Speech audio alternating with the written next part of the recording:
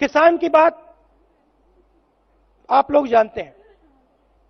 मध्य प्रदेश, छत्तीसगढ़, राजस्थान, पंजाब, कर्नाटक में कांग्रेस पार्टी ने कर्जा माफ किया। 10 दिन के अंदर कहा था हम 10 दिन में कर देंगे, 2 दिन के अंदर कर दिया। तो हमारी आप इंटेंशन अच्छी तरह समझ सकते हो। तो किसानों के लिए हमने 2 चीजें, बड़ी चीजें सोची हैं। एक कि एक सेपरेट किसान बजट होना चाहिए, जैसे रेलवे बजट होता था, किसानों का एक सेपरेट बजट होना चाहिए। हिंदुस्तान के किसान को मालूम होना चाहिए कि उसको कितना पैसा दिया जा रहा है, उसकी एमएसपी कितनी बढ़ाई जाएगी, सब उसके सामने होना चाहिए। दूध का दूध, पानी का पानी होना चाहिए। तो यह हमारा पहला स्टेप। और दूसरा ऐतिहासिक स्टेप, हिस्टोरिकल स्टेप। देखिए, करोड़पति बैंक लोन लेते हैं। आपने देखा अनिल अंबानी जैसे लोग, मेहुल चोकसी जैसे लोग, नीरव मोदी जैसे लोग चोरी करके बैंक का पैसा लेकर भाग जाते हैं।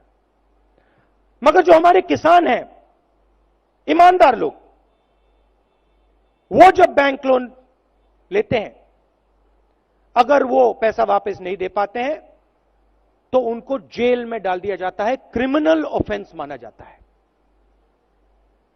हमने निर्णय लिया है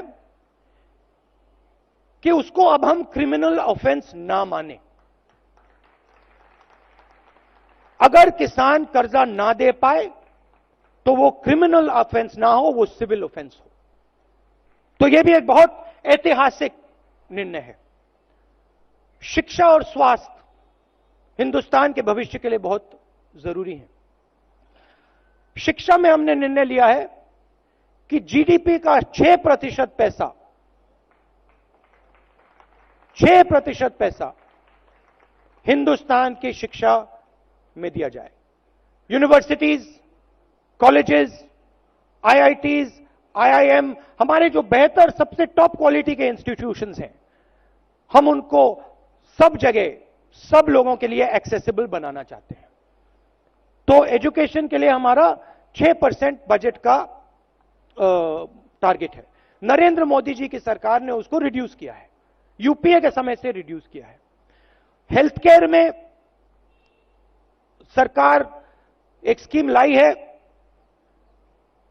बेसिकली स्कीम का लक्ष्य हिंदुस्तान की जनता से पैसा लेकर 10-15 उद्योगपतियों को इंश्योरेंस के माध्यम से उनके जेब में पैसा डालना। तो हम insurance, private insurance based health care पर भरोसा नहीं करते हैं।